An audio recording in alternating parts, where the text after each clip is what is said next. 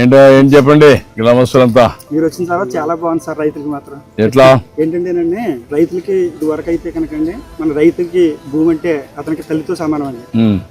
భూమి మీద అంత ఎఫెక్షన్ ఉంటదండి రైతుకి. గత ప్రభుత్వంలో జగన్మోహన్ రెడ్డి గారి ప్రభుత్వంలోనండి అంత ఎఫెక్షన్ ఉన్న రైతు భూమి మీద పాస్బుక్ మీద పొట్టి వేసుకోవడంతో రైతులందరూ మనోభావాలు చెప్తున్నాయండి.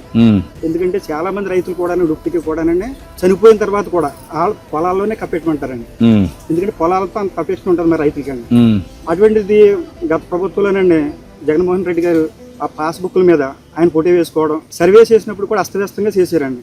ఎక్కడ ఉన్న వాళ్ళకి ఎందుకు ఉంచాలి, అదే వాళ్ళ పార్టీ అయితేనేమో 12 ఉంచాలి ఇవ్వటం, ఎక్కువ తక్కువ అన్నది సర్వే కరెక్ట్గా చేయలేదండి.